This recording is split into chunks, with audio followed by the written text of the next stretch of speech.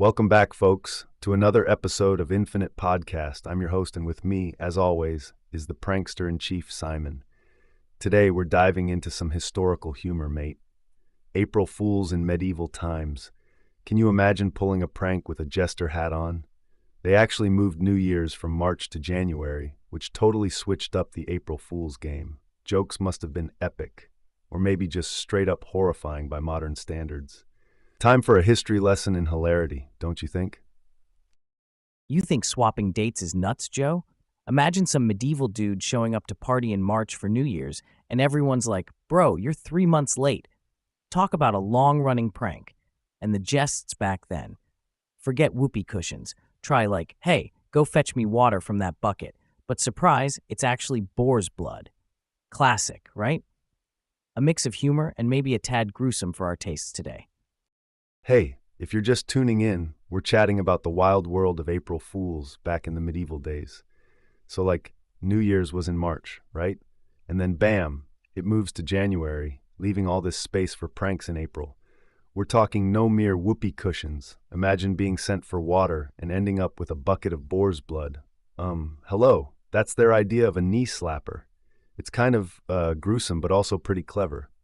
Stick around as we keep unraveling the jester's joke book from way back when.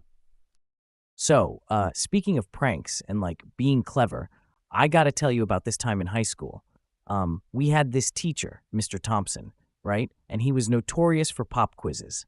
One day, after spring break, which was basically our April Fools, a buddy of mine decides to mimic Thompson's handwriting and like puts up a fake quiz schedule on the board. Now, everyone freaks out because it looked legit. Way more effort than just telling someone they've got toilet paper on their shoe or something. The whole class is cramming last minute until old Thompson walks in, does a double take at the board, and chuckles because there was really no test planned.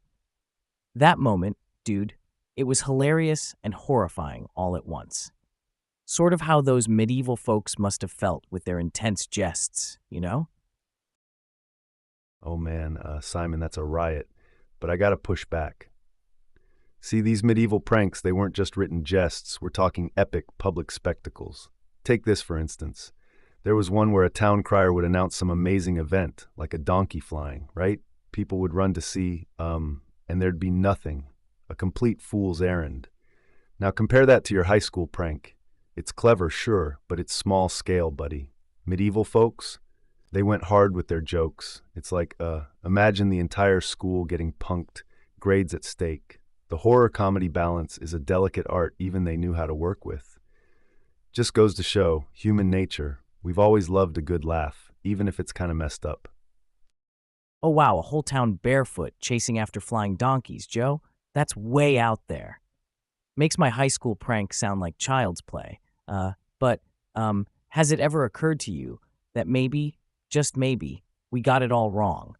Like, what if back then it was less about the prank and more about the community bit, you know? Gathering everyone for a good old spectacle. So, do you think this was their way of bonding or just the thrill of the joke itself? You've got a point there, Simon. The whole flying donkey shenanigans, it was like a bonding thing, right? But listen up.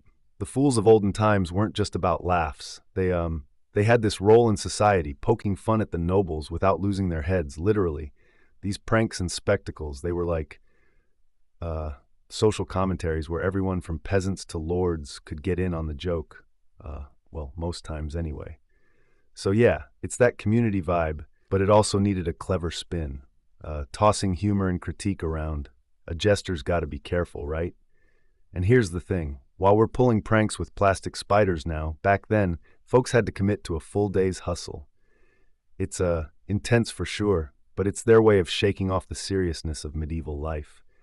Just imagine seeing your grumpy neighbor fall for the old knight's armor is now rainbow-colored gag. Classic. Right. So, diving deeper into the jester thing, you gotta see, Joe, it's not just about being a goof, okay? These fools had, like, actual power to say things nobles couldn't, even if it's wrapped in a joke. Imagine you're at court, and there's tension thicker than a castle wall. Enter the fool. He's got this license to thrash verbally. I mean, even the king using humor. And this isn't just medieval stand-up, right? It's high-stakes hilarity with a side of "don't chop off my head, please." And here's another thing. Their jokes, they made people think, like, wait, maybe there's truth to that. So it's not only funny, but kind of enlightening, too. Plus, remember, these jests weren't pulled on April 1st for a long time. They were ongoing, like living every day knowing you might be part of the next gag. That's wild. Keeps you on your toes, doesn't it? Literally, for the guy who thought his shoes talked because of those hidden grasshoppers. Classic. Ha ha, that's nuts! But hold on. Ever think the king actually looked forward to getting roasted by the fool? Like, imagine the relief of someone speaking the truth in a room full of yes men. Makes you wonder if modern leaders wouldn't mind a court jester dishing out some real talk among all the flattery. Keeps things real, doesn't it? Heh, yeah, totally, Joe. That's kind of like, my Uncle Jerry. He was the guy at family reunions who'd, always say what everyone was thinking. No filter, you know? Like this one time, we're all avoiding talking about Aunt Milda's new hairstyle, something akin to a peacock meets palm tree situation. And Jerry, he just comes out and compares her to a, I don't know, rare bird sighting. Everyone bursts laughing because it's true, and somehow her feelings aren't hurt. It's just Jerry being his usual self. In a way, it's like the king and his fool. Even leaders need someone to burst their bubble now and then. Keep 'em grounded with some tough love veiled in humor. And Jerry? He plays the jester. But you could see he's kind of doing a service, making sure no one's getting too big for their britches while giving us all a good chuckle. Man, that dude could have been a medieval hit.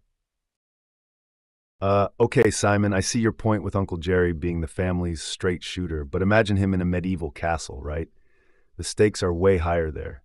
It's not just about poking fun at hairdos, but taking jabs at policies that could literally end you. It's let's call it risk-laden rhetoric. And this goes beyond just keeping the king humble. Pranks and jests, they were commentary bullets wrapped in a joke grenade, right? Like, bang! A truth bomb explodes under the guise of humor, and it gets everybody thinking while they're laughing. Sure, everyday life's serious stuff, but those jest-worthy moments were their mental escape like Jerry does for you guys, just on steroids. No helmets required unless you're dueling with wit, which could be just as dangerous. You think Jerry would have survived as a fool, or would he have maybe gone a step too far? Heh, Joe. That's a funny thing about Jerry. So, there was this one time, right? I'm with him at a town fair, and like he sees this dude in one of those dunk tanks. You know, the ones where if you hit the target, splash, into the water they go. So he steps up, and instead of throwing balls, Jerry starts hurling jokes, like kinda edgy, sort of poking fun at the guy's 2P looking like a frisbee or something. And people are belly laughing because it's so out there. But like the best part, the dude in the tank, he's cracking up the most. It's like he needed that release, you know?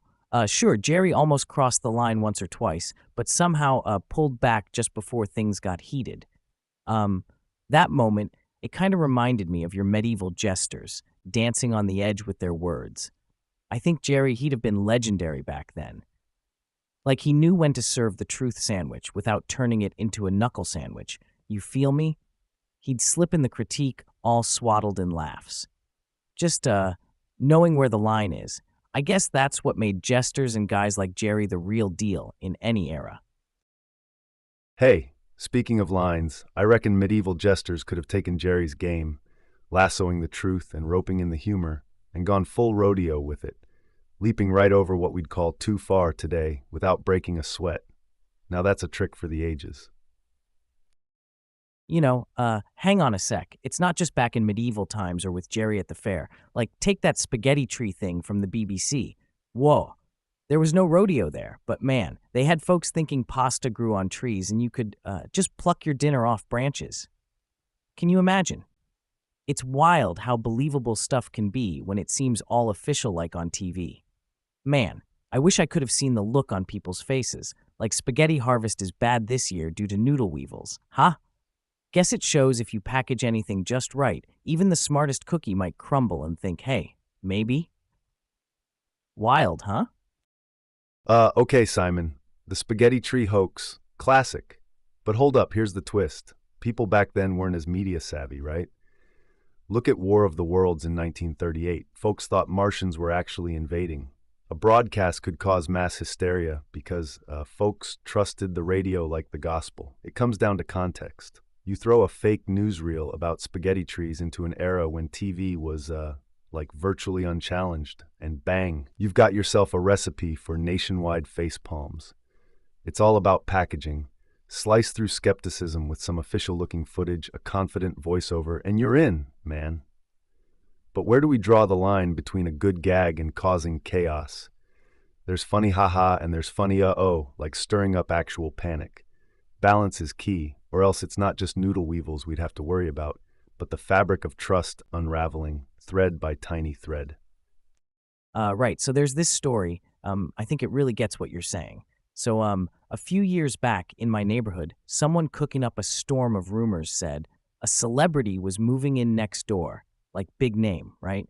So, word spread like wildfire, and suddenly my quiet streets jam-packed with folks. We're talking fans, reporters, all because someone spouted off kind of official-sounding gossip on our local forum. And the kicker turned out to be, like, some elaborate setup by a guy known for pranks. For a second, though, talk about a block party gone wild. It showed me how quick we can slip into this frenzy off a whisper that smells like truth. It sort of zips past funny when you've got people invading privacy, getting all wound up over literally nothing. And likening it to those mass broadcast hoaxes reminds you, personal peace or nationwide, when we don't flex our critical thinking muscles, chaos ensues, man. Like, disbelief should be the first guest at any info feast, you know? So what if we flip the script, Simon?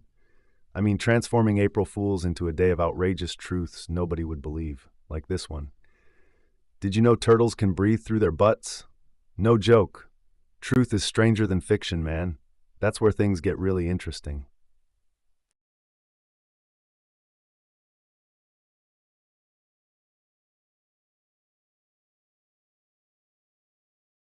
Flip the script? So, while that sounds cool and all, turtles with butt-breathing superpowers, gotta say I'm not sold on making April 1st a truth fest. Like, think about how these hoaxes, they bank on what we expect, right? And the punch comes from, bending reality into something believable, a smidge away from the everyday. Plus, people are already up to their ears in bonkers but true stuff daily. Our brains are wired for that over-the-top joke once a year, not the mundane truths we swipe past online. So, here's why going with wild truths ain't hitting the same note. April Fools is about storytelling, creating a wacky narrative arc that's kind of like an escape hatch, messing with expectations. It's got that playful vibe.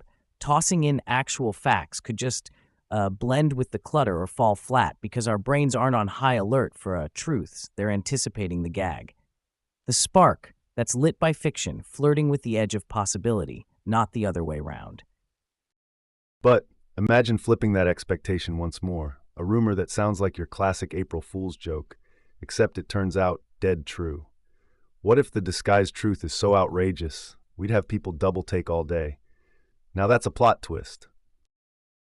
I get where you're coming from. So, like, toss a truth grenade so bizarre that it flips the whole game on its head. Fact so freaky. Everyone shouts, "No way, that's gotta be a joke," right? But think about it. If we blur the line too much, doesn't that kind of muddy the waters of what's real and what's not every other day? Still, playing with expectations is our jam. Maybe it could stir people up to question more, peel back layers. Could be healthy in this fake news salad we're eating daily. I guess what I'm wondering is, do you think people are ready for that kind of mental workout? Or, like, would it just add to the pile of stuff we have to sift through to find a speck of truth nowadays? Look, it's one thing to have a laugh, but another to mess with the fabric of reality, right? If every wild story turns out true, what's left for actual April Fool's pranks? Our brains aren't wired for that. People need clarity, heavy on truth, light on confusion. It's like a mental diet, good for staying sharp, bad if it's all junk. So expanding on the whole mental diet point, think about how too much of a good thing can tip scales into bad territory. Like our brains are hardwired for patterns and consistency. When those get goofy thanks to joke news turned real news, our mental compass starts spinning uncontrollably. Keeping to the broadcast topic, let's chew on this. It's important to have a clear border between fact and fiction. If not, we risk turning every news story into a boy who cried wolf situation. And that's not just confusing, but straight up dangerous when real emergencies hit and nobody believes them because they think there's a punchline coming instead of, an actual wolf. So wrapping my noodle around this, it's all fun and games until someone loses a sense of what's like truly believable. Throwing truth out with bathwater could leave us all splashing in a tub of skepticism. And let's be real, nobody wants to swim in that. Yeah, Simon, you nailed it. Skepticism is healthy to a point, but man, if every broadcast has us second guessing, like, where does that leave us? Take that BBC spaghetti tree. It was the perfect mix of timing, credibility, and well-executed prank ingenuity. People laughed it off eventually, but now, with heaps more access to info or misinformation, it's harder to sort what's pulling your leg from what's giving you a genuine leg up on knowledge. We're conditioned for consistency, like you said, to trust certain sources. What happens when those lines aren't just blurred but obliterated? It's no longer about a yearly prank. It becomes an every news cycle guessing game. Who wins here? Nobody. Disbelief turns into detachment, truth gets lost in static, and then what's left? Just noise. Well, anyway, wrapping it around a fun day once a year, gotta admit, makes reality pop once you tune back in. Keeps us sharp, maybe? I mean, as long as we know which way is up in this media gravity chamber, right? But that's, assuming everyone's got their reality boots strapped tight. And let me tell you, some folks are definitely floating away out there. Ha, true. And speaking of floating away, let's shoot the breeze about those folks who believe we're actually living flat as a pancake on Earth. Flat Earthers. Now there's a group who took detach from reality and ran with it off the edge of their map. Man, flat earthers, huh? Talk about a wild conspiracy, defying centuries of science with a theory that feels like it's straight out of an alternate reality comic book.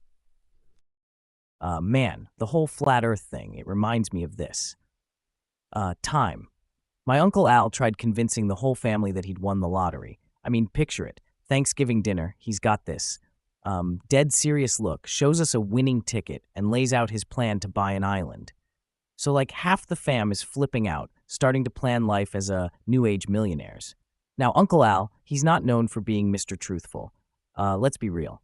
But the way he spun that tale with such concrete details, even I started wondering. Could I choose between jet skis or a speedboat, kind of wondering. And then bam, out comes Aunt Marge with her classic hold on now attitude, plus the winning numbers from the paper, which obviously don't match up. You could hear our dreams deflate like some sad whoopee cushion. Uncle Al, he laughs, we groan, but it was this epic reminder that believability ain't about facts. It's about how confidently you can serve up that bologna sandwich. Just like those broadcasts, we get swept up in the moment, eager to believe because the story's savory, even if it lacks substance. We're suckers for a good yarn, and boy did Uncle Al know that. Uncle Al's prank and flat earthers prove people love a tale that gets them talking, even if it's way off base. It's all about delivery, and those broadcasts, they mastered the art of storytelling. Just gotta wonder what stories could stir up the pot next, huh? Yeah, sure gets the noggin jogging. You know what, though? Speaking of tales, I just thought about those historical practical jokes, like real kings and queens stuff. Can you imagine pulling a prank in a palace and things turn sour? Yikes. There's got to be some ridiculous behind-the-scenes confessions out there. Imagine being in the court of King Louis XIV and deciding it's a good day for a prank, right? So picture this. You pretend there's an assassination plot. Everyone's running around, wigs flying off, foppish dudes fainting, chaos. But then, turns out you've pranked the king a bit too hard. Suddenly, it's not so funny when guards start tossing you in the Bastille thinking you're serious. Oops, we humans love pushing boundaries for a laugh. But man, sometimes we push them right off the table. And in those days, you didn't mess with royals. Their idea of a prank gone wrong could mean losing your head, quite literally. Um, what? Seriously? Like staging a faux assassination gig on, say, King Louis XIV. That's next level gutsy. You can almost see it, right? Some jester thinks he's hit comedy gold till everything flips upside down. I mean, 1 second you're the palace clown, and the next it's like dungeon time. So there was this one time, don't ask me why, but I tried putting saran wrap over the toilet for giggles, thinking it's all in good fun. Let's just say, things backfired so fast. Clean up on aisle me. It's all laughs when planning, but when reality strikes, bam, you realize maybe some lines are best left uncrossed, especially with seriously high stakes or, thrones involved. Woof. Oh, for sure. It's like you toss a prank out there, and it's all chuckles until the throne room's in uproar. Take Tsar Peter the Great, who loved pulling pranks. Guess once he swapped royal artifacts with fakes. Court's abuzz, freaking out because these treasures are national pride, right? Imagine his face when they can't find the real stuff. Misplaced. Now that's a solid uh-oh moment. Royal red turns literal as Peter scrambles to find where the heck his joke ended and the actual crisis began. Just like makes you think, maybe keep the pranks out of the history books or next you're rewriting them for altogether different reasons. Woo! Yeah, so like, speaking of Tsar Peter's royal prank with the fake artifacts, there's this added layer to it, right? It wasn't just about fooling courtiers for giggles. He was testing their honesty and loyalty, kind of turns a simple joke into a twisted social experiment. But imagine that moment when things didn't pan out as he thought they would. Court in uproar. Peter's probably pacing back and forth, and can you hear it? The silent uh-oh echoing off palace walls. So the take-home here is, I guess even those in mighty power ain't immune to the truth that's squeezed out by a well-meaning, if not well-planned prank juice. They serve themselves up an extra slice of humble pie. And, spoiler, it tastes like crow. Funnily enough, we're still talking about it centuries later. So a win for historical humor, but like a royal facepalm moment for old Pete. This whole discussion takes me back to this one April Fool's Day in college. Like, we thought we'd nailed the ultimate prank, relocate someone's dorm room furniture to the quad, right? Genius level hilarity, or so we thought. We get everything set up outside. It's picture perfect until the rain starts pouring down, like out of nowhere. So there we are, scrambling in mud and rain to salvage this guy's stuff, but damage was done. We were aiming for laughs, but scored a lecture on respect instead. In the aftermath, just as we faced our own royal rebuke from campus authorities, it really hit home. Pranks can stretch far beyond the intended joke, huh? The value we took from it. Pranking comes with responsibility.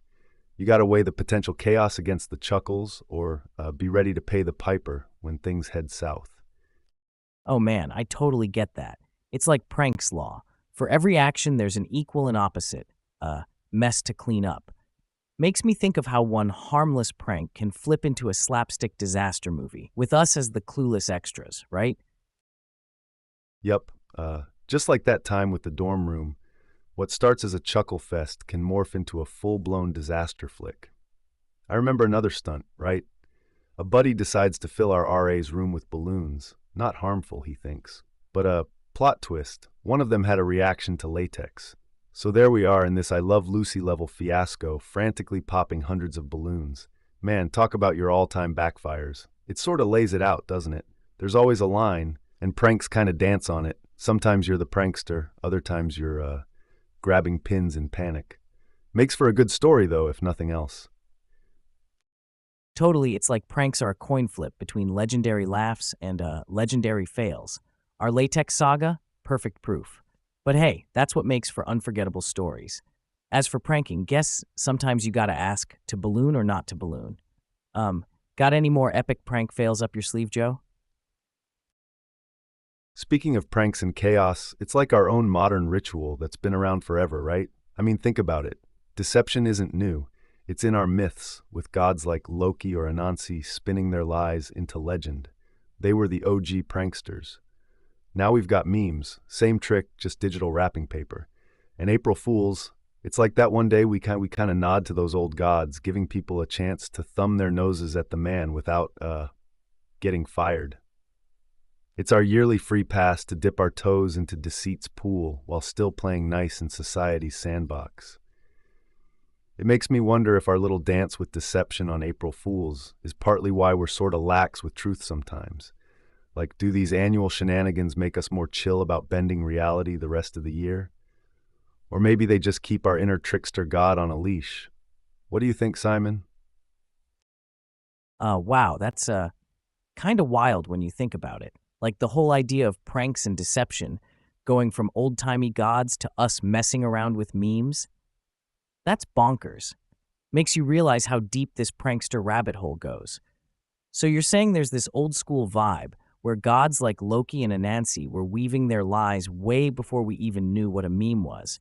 And now it's like those myths got rebooted for the internet age, which is pretty nuts. April Fools as a social safety valve. Huh? Totally makes sense. Like everybody gets to break rules, but in a lol JK kind of way, for one day at least. Sort of keeps everyone from losing it the rest of the year.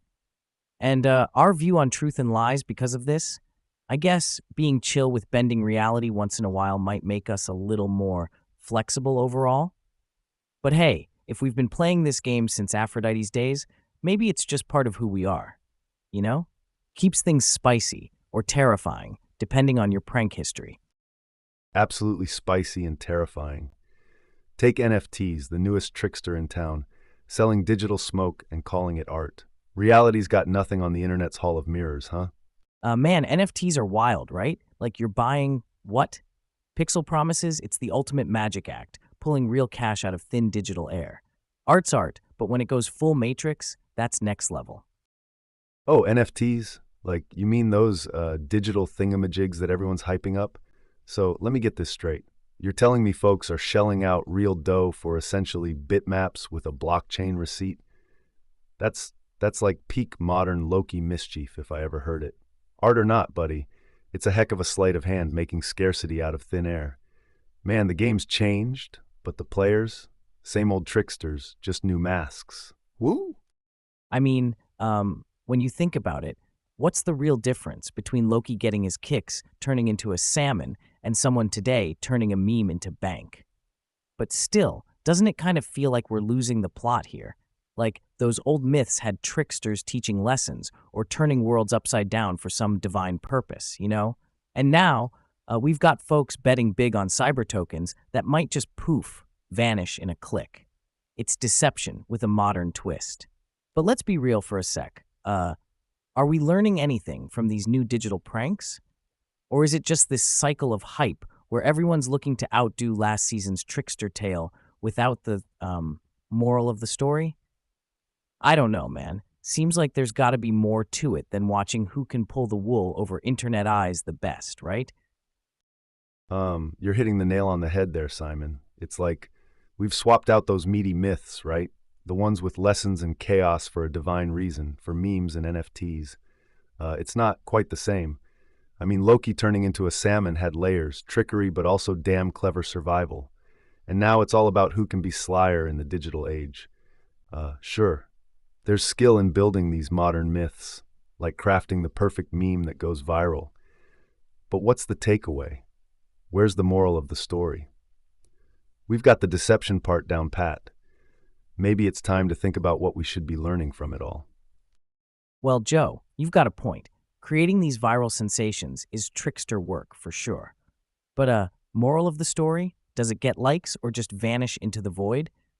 Maybe we're building a new mythos here, one meme or NFT at a time. Leaves you wondering what stories we'll tell about this era someday, right? Speaking of stories and cultural imprints, it's wild how some traditions just stick around. Like the Hadaka Matsuri in Japan. You've heard of it, Simon? It's basically where a bunch of guys, almost naked, mind you, race to grab these lucky sticks or bundles thrown by priests. Now that's what you call true throwback Thursday material, straight from the books. It's all about tradition, luck, purification. But man, talk about nostalgia in its purest and skimpiest form. What do you make of that, huh? Oh, the Hadaka Matsuri. Yeah, that's a whole level of commitment to tradition I can barely wrap my head around. So you got these guys in loincloths risking the cold and the crowds for some sticks, huh? You know what gets me? The belief that it's all for luck or purification. It's like we're all searching for something to cleanse the craziness of our lives, but they're out there just literally grabbing for it. And isn't it kind of wild how we glorify the old days? We dress up chasing sticks like it's some deep metaphor. But let's be real. If someone started this today, we'd probably call it a mad stunt, not a festival. Funny how time turns ridiculous into revered, right? You know, it reminds me of when I went to my first Renaissance fair, dressed up like I was heading to King Arthur's table, right? And there's something about stepping into the past. You get to live out these traditions that have somehow lasted through generations. And just like Hadaka Matsuri isn't, really about catching sticks, but searching for, let's say, purity or luck, the Ren Fair wasn't just about gnawing turkey legs. Nah, it was dipping into our collective nostalgia, craving something authentic. So here I am, armored up in faux chainmail, and I think, wow, we're all trying to grab our own version of those sacred sticks. Whether it's chasing after real connection or seeking an escape from the day-to-day grind, makes you appreciate the pull of tradition, even if it seems utterly ridiculous on the surface.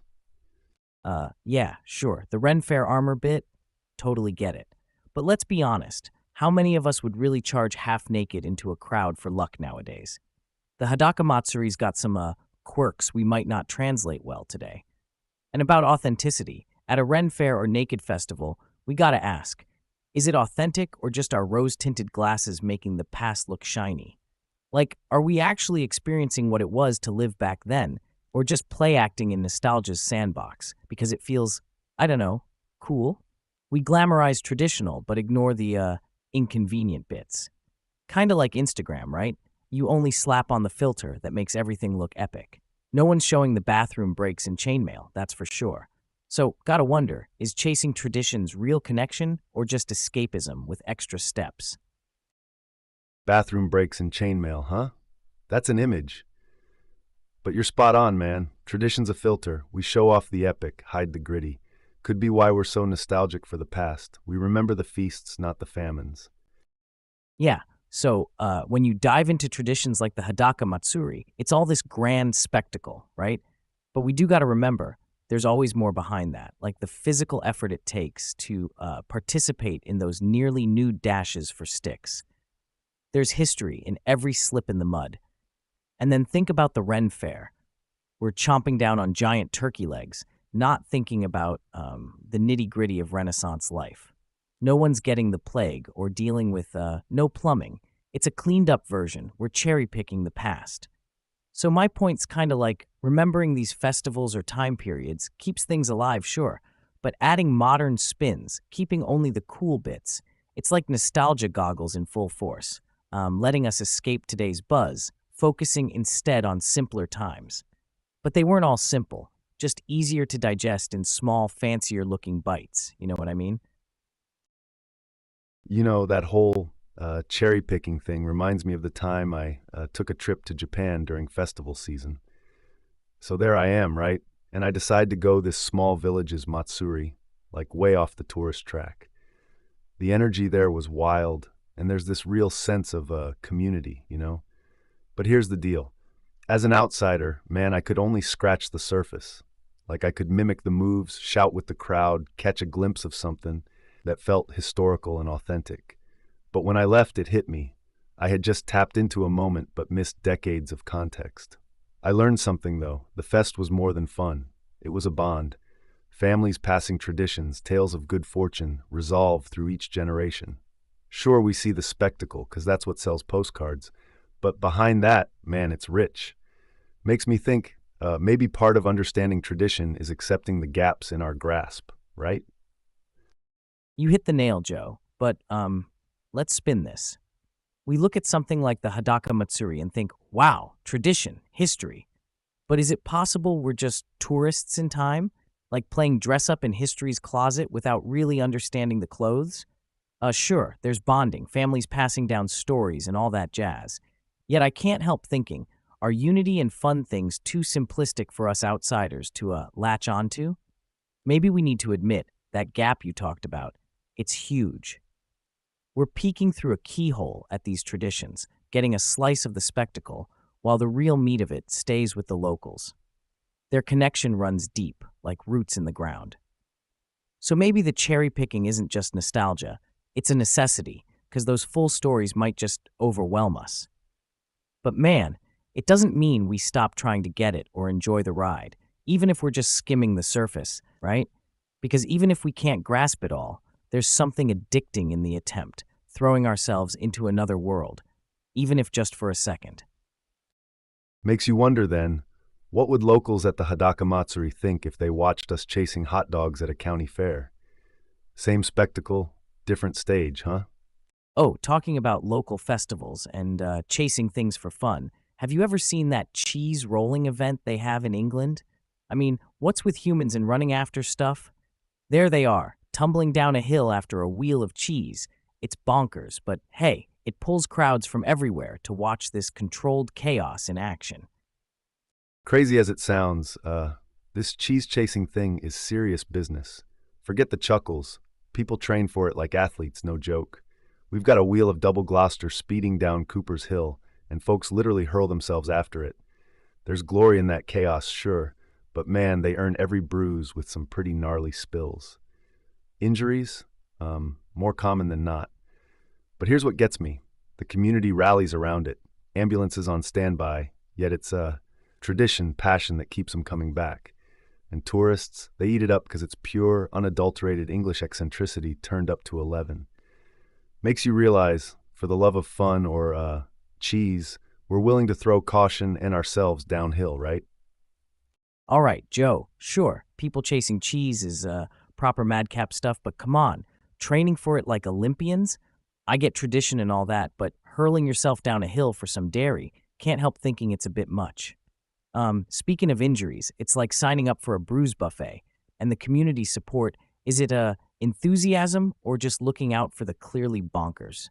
Because really, there are safer ways to celebrate dairy people. Cheese tasting, anyone? Plus, tourists might love it, but isn't it odd we're flocking to see potential human crash test dummies in action? It's funny how seeing folks chase a rolling cheese can turn into holiday plans. I don't know, maybe there's something in us that loves watching chaos unfold, as long as it's not our own necks on the line, eh? But yeah, it's a commitment, all right. Just maybe more wacky than wise. Bruise buffet. Now that's one way to put it. But let's push back a tad. Wacky? Wisely wacky, I'd say. Because look at it this, angle. People want their 5 minutes of fame, and what beats a story about you versus gravity with cheese as the prize? And hey, safety? Sure, they're flirting with disaster, but with volunteers, paramedics all over, there's a system in place. The whole town comes alive, man. It's not just watching for wipeouts. It's about rooting for the underdog, or in this case, the undertumbler. Folks may be there for the oh moments, but beneath the laughs is an odd respect for tradition, guts, or maybe just the allure of hometown pride wrapped in a cheddar chase. So adrenaline junkie or not, we're talking about an event that gets international attention. And that's got to count for something, even if it's just the world wondering, what'll us quirky humans think of next? It's unpredictable fun, Simon, like a game of human pinball with higher stakes and better snacks. But imagine if cheese rolling was an Olympic sport, huh? Next thing you know, nations compete over the ultimate cheese wheel. Team Sharp Cheddar versus Team Gouda Glory. Now that'd reel in viewers. Talk about spicing up the Olympics, right? But, expanding on that, the cheese rolling could hint at something deeper than just the dive and dash. It's not so much about the cheese or even the race. It's about celebrating human daring, our tenacity. And what better stage to challenge the grit than Cooper's Hill, with crowds cheering as people become projectiles of pastoral pride. We're wired for this, for story, spectacle, and a touch of madness. And if there were Olympic cheese chasing, each tumble would be layered with personal and national stories, like every athlete's backstory we cling to during the games. So yeah, funny to picture, but maybe it's not too far off from the core of what makes any sport an attraction. It's human drama wrapped in tradition with the world watching, sometimes through their fingers, but always in awe, man. I hear you, Joe, on the human drama, but isn't hurling your body down a hill for cheese just rebranded caveman behavior? We've got sports that test speed, strength, endurance, all the stuff we evolved past throwing rocks for. And yet here we are, almost devolving for fun. Look, I get the whole courage and community vibe, really, but let's not pretend it's anything more than a nutter's game made legit by tradition. National stories? It's less Chariots of Fire, more like Benny Hill on a loop, with cheese. Plus, the Olympics embodies a peak physical prowess, right? Cheese rolling's got people licking dirt. It's gloriously goofy. Shouldn't we hype up traditions with less casualty risk and more clothes? And man, pastoral pride's great until someone's tumbling ankle goes crunch. So yeah, courage and daring, but there's a thin line between bravery and plain old lunacy, don't you think? Tapping back into cheese rolling. It's like, at the end of the day, it's a local shindig that went viral, turned global spectacle. And sure, while we're not exactly watching the peak of humanity's physical prowess, there's something raw about it. We've got to remember, this is not just about catching the cheese or becoming a meme legend. There's local pride on the line, a slice of home turf honor that translates to every person watching from every corner of the globe. Because isn't pushing boundaries part of human nature? Plus, think about it. Every tradition started off weird until enough people said, yep, that's our thing. Cheese rolling, that's Gloucestershire shrugging and saying, this is us. And in a world where danger lurks in choosing what to stream next, witnessing someone risk it all for an 8-pound wheel of dairy is sort of grounding. But yeah, Simon, balance between bravery and lunacy. Still, I can't help respecting those who walk or like barrel roll that line. They remind us life ain't just safe choices. Sometimes it's about the muddy tumble and the story afterwards.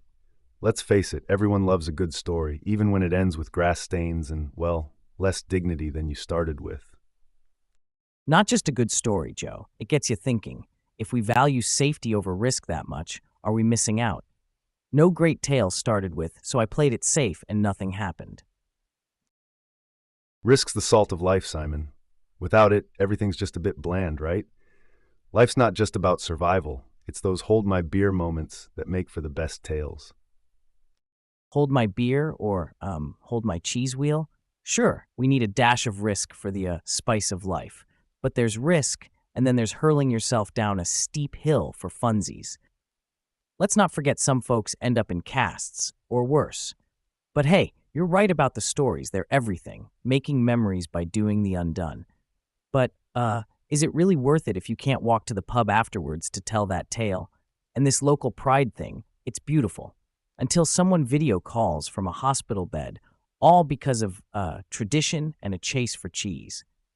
Sure, pushing boundaries is in our veins, but so is common sense, I'd hope. Yeah, those grass stains, they come with a heavy dose of reality checks. Because at the end of the day, Joe, when the cameras are gone and you're just left with a twisted ankle, is the story still worth the tumble? You make a solid point, Simon. It's all fun and games until the party ends in plaster. Worth it? Depends on who you ask. The line between epic story and cautionary tale is razor thin. But hey, that's what makes it ripe for debate. And speaking of traditions and epic stories, it's funny how we've always found ways to flip things upside down, right? Like, take the medieval Feast of Fools, where everything was topsy-turvy. It's all about role reversals and mock hierarchies. Imagine us back then. I'd be like the king of the castle, and you'd probably, wait for it, still host this podcast as my royal jester. Grounding it in today's terms, the Feast of Fools was like your OG fest where the jester wears the crown and the king's scrubbing pots. Funny how we haven't strayed too far with office parties where the intern becomes boss for the day, eh? It's crucial seeing folks play at the top of the ladder they're usually holding up from the bottom. The festival let people blow off steam, gave them a taste of that greener grass, and then back to reality. But here's the kicker. It nailed the human need for connection through a shared laugh.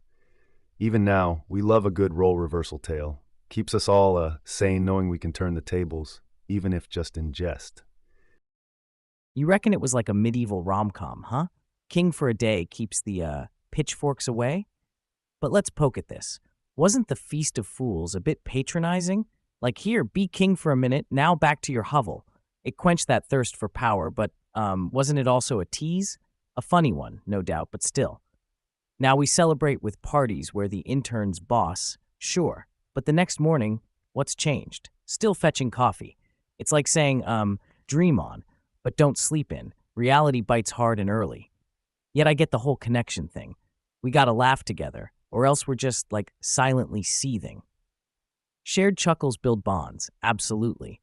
And throwbacks to these times show we've longed to mix up the monotony of daily grind with a good old knee slapper since, forever. But let's not gloss over the hangover of returning to the bottom rung after tasting the top. The Feast of Fools was, well, complicated beneath the belly, laughs, and fake scepters.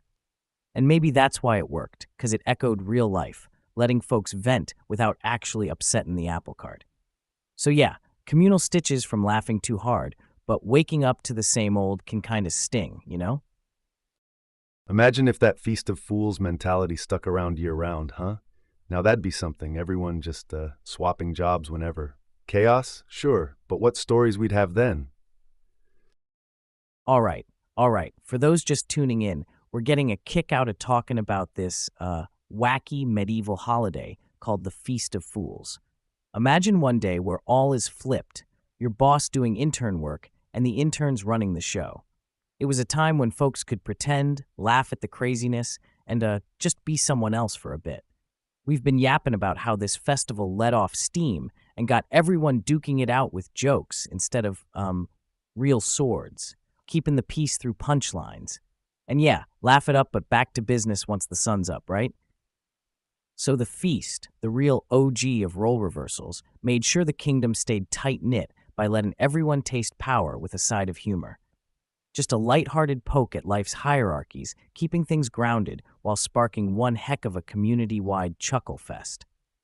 And if you missed it, hey, no sweat. We've been wondering, what if this kind of swapped-up chaos was an everyday thing? Life would be like a never-ending comedy sketch. Good for giggles, but maybe not so much for getting stuff done. Well, just picture trying to sort out whose turn it is to play the king when a real crisis hits. Like, who's handling this? Wait, isn't it Jester Day? Recipe for hilarity. Or disaster. But hold up, Joe. Imagine having the king who thinks cats are spies from another realm, leading us during a dragon attack.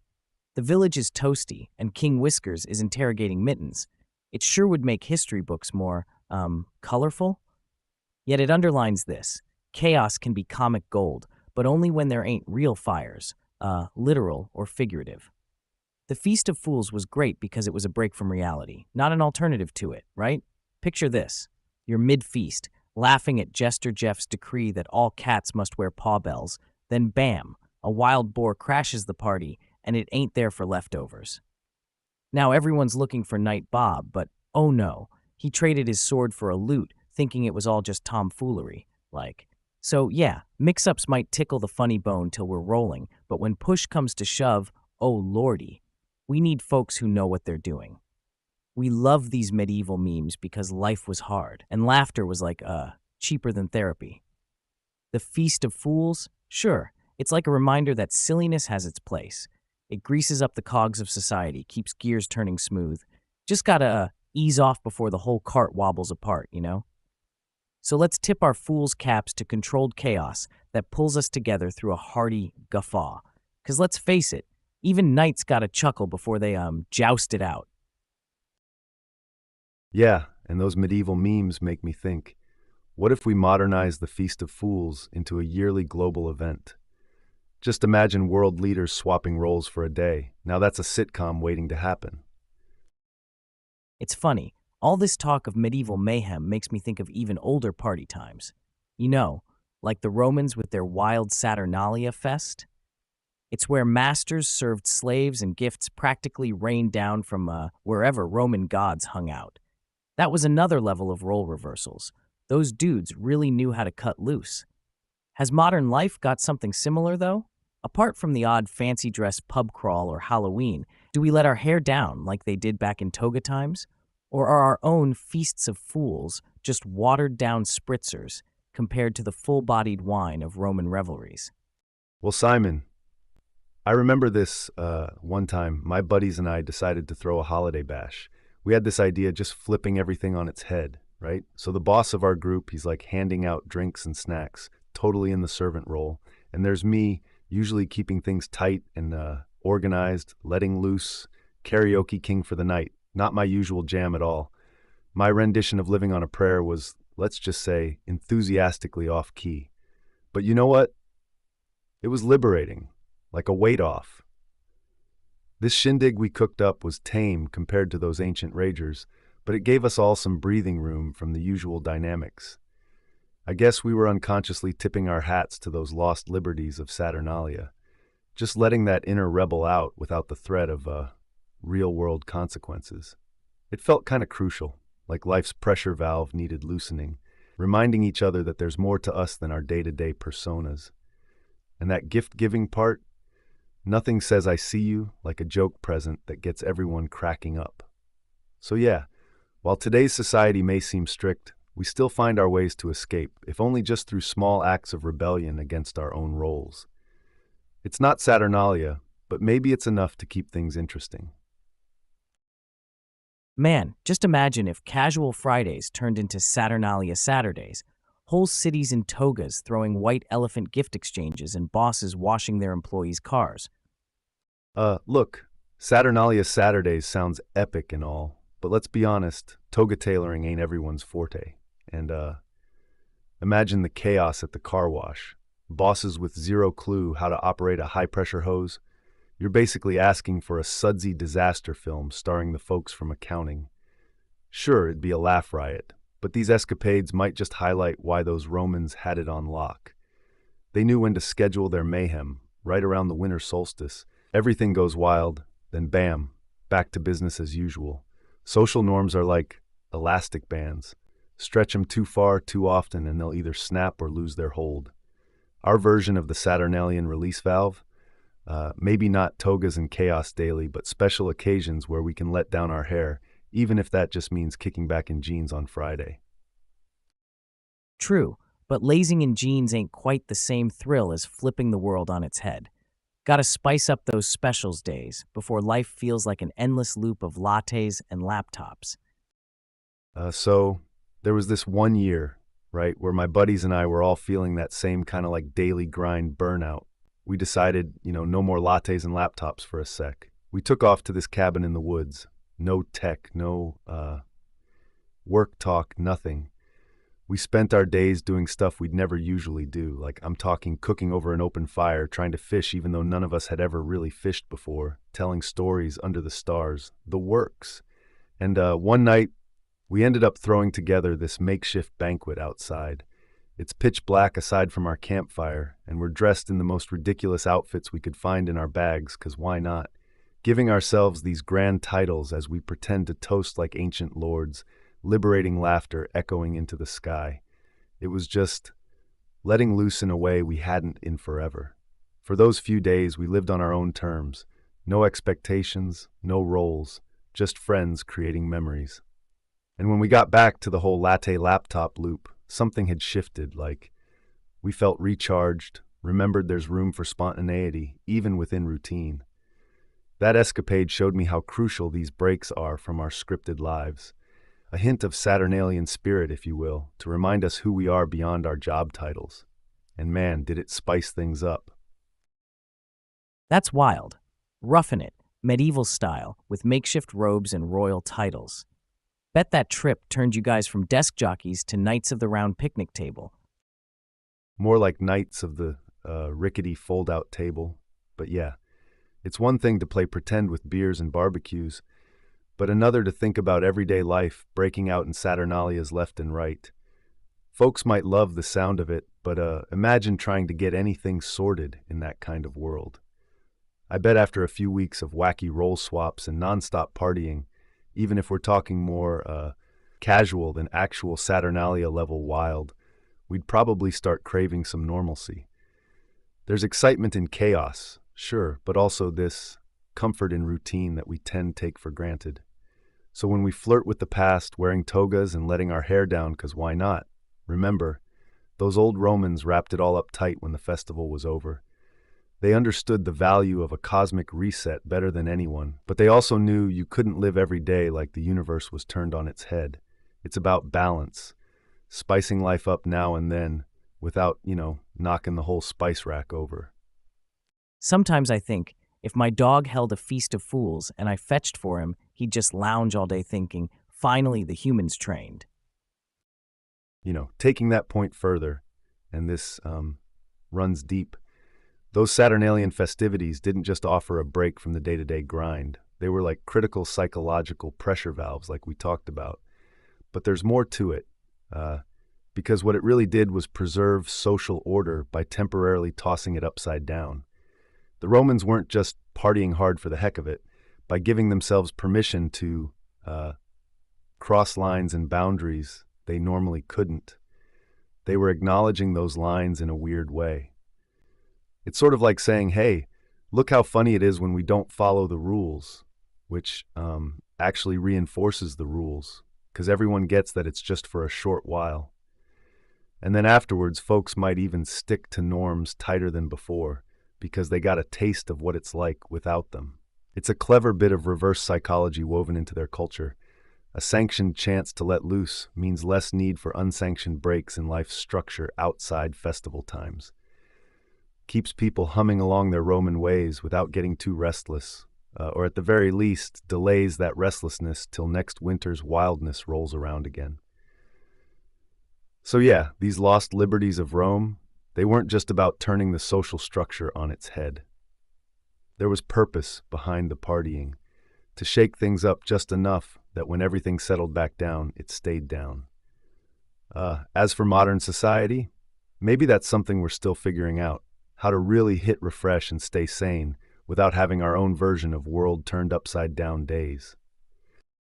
Makes you wonder, maybe we're overdue for a good old-fashioned societal shakeup without toppling everything.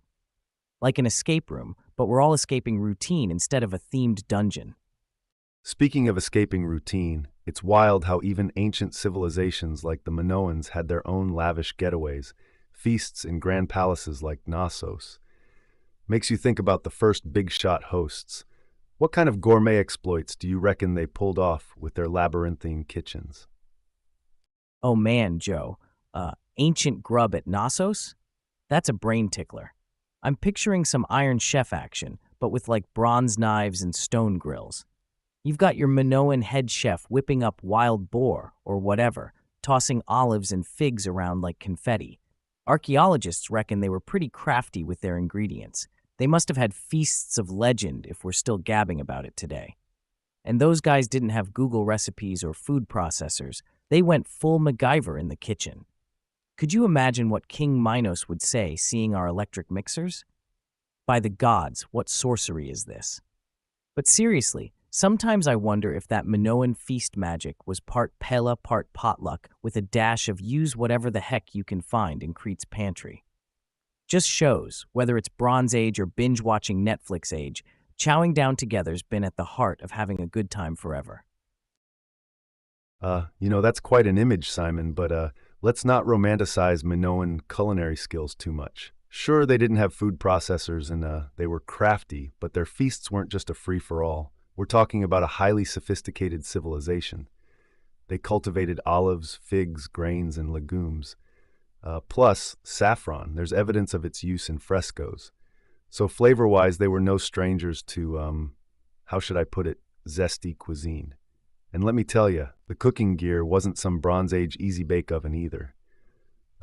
These guys had pottery and tools that show a serious understanding of gastronomy.